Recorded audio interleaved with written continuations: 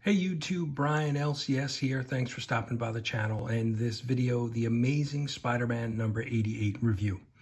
Now, if you haven't heard, this has been a big spec book this week with the introduction, first appearance of the Queen Goblin that you see right here on the front cover. So my LCS was actually sold out of Amazing Spider-Man 88, which is unusual. They do order a lot of copies, and there's usually always extra copies left over.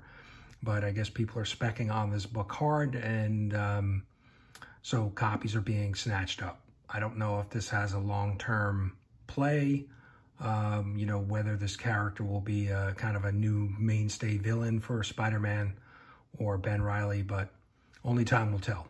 So this is a story by Zeb Wells and art by Michael Dowling. Story is good, art is good. It's okay, not my favorite style, but still, very good. So let's jump into the story. So where we pick up is that Ben is still dealing with some memory issues, and he has just been made aware that his girlfriend Janine has left Beyond. She basically took Ben's handler hostage to get her way out of Beyond, because Beyond has really been keeping both Ben and Janine, his girlfriend, under kind of lock and key. And so Ben, recently discovered a number of Beyond secrets with the help of Doc Ock, and he's trying to kind of figure things out. But Janine is now trying to take those secrets that have been stored on a USB drive, public, to kind of expose Beyond. And so Maxine is kind of in, so Maxine Danger, who is the lead, person in charge of superhero development at Beyond, is basically in, crisis mode, and she's trying to figure out how to react. And so she is now asked to enable the Halifax protocol. Basically means that Beyond has been also developing not only superheroes, but supervillains. And so she has some plan to try to regain control of the current situation. And so, she basically exposes her plan internally, and I forget the character's name, but this is Ben Reilly's handler. He works for Beyond, and since he was part of the reason why Janine escaped, he's basically being held hostage. So Janine has teamed up with now Mary Jane, and they are going to the Daily Bugle to try to get some press exposure on the Beyond secrets. And we see that Ben is ready to go out to the field, and they're basically asking him to go find, Janine, since she has now, left Beyond.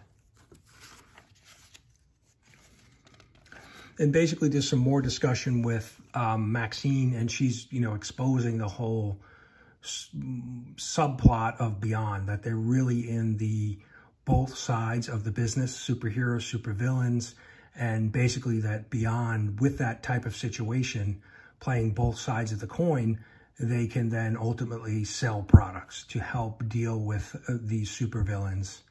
And so we get a really clear picture now that Beyond is really just a money-making, company, and they don't care who they, kind of who's in their way. And Janine, not Janine, but Maxine Danger really is liking the power of the supervillain side. Sure, having superheroes and helping people is great, but, causing a little, chaos and being able to fix it with Beyond products is a little bit more appealing to her, at least. And so they're going through and launching, Queen Goblin out into the world to help retrieve the stolen information from Janine. And so, like I said, they're playing both sides of the coin. They're sending out Ben to retrieve Janine, and now they have Queen Goblin who's going out. And it's not really clear who she is, but she's out and about, and they've basically programmed her to be able to just target Janine and Mary Jane and retrieve the information. So she doesn't, Queen Goblin will not know why she's doing it, but she'll just basically have some instincts based on the programming to go after them.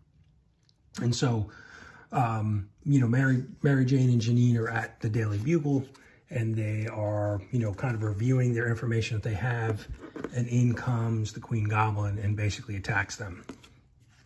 And she's after, the drive. And so we cut to here where Maxine is now keeping Ben's handler basically hostage. He's not free to leave. And so now we have more with Queen Goblin and a battle with, Mary Jane basically saying, look, and the Queen Goblin actually makes a statement like saying, I want to, I'm here to get the information, but I also want to, bash your brains in. And it's basically what she actually says. And then in comes Ben Reilly and basically, puts a stop to it. And they begin to fight. And then Beyond is currently, monitoring everything. And Ben kind of gets the upper hand. And he ultimately destroys the drive with all of Beyond's secrets on it. And then he scoops up Janine and he basically takes off. And, Maxine is puzzled by it. Mary Jane is kind of puzzled by it. Why, would Ben do that when he's been trying to expose the secrets? And, even Janine questions him saying, hey, why are you doing this? She's still in there, Queen Goblin, and she's dangerous. And so Mary Jane is left to face Queen Goblin alone, and that's where the story ends. So overall, good story. We finally got some more detail about Beyond. We've got an introduction of a new villain, possibly. And we see that now Ben is kind of, his wiring is not right.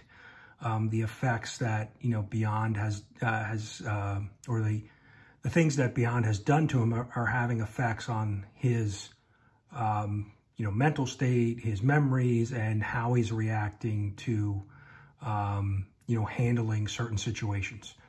Right? He's trying to save his girlfriend, but he leaves Mary Jane there exposed, and he's really not considering that to be a problem. So I think we're really setting up, and I have looked ahead at some of the issues. I think we're setting up a battle between Ben and Peter. And again, this is an issue where there's no Peter in it. So it's interesting. We've kind of flipped back and forth, where last issue was pretty much all Peter, and now this issue is all Ben. So but overall, I enjoyed it. Good story.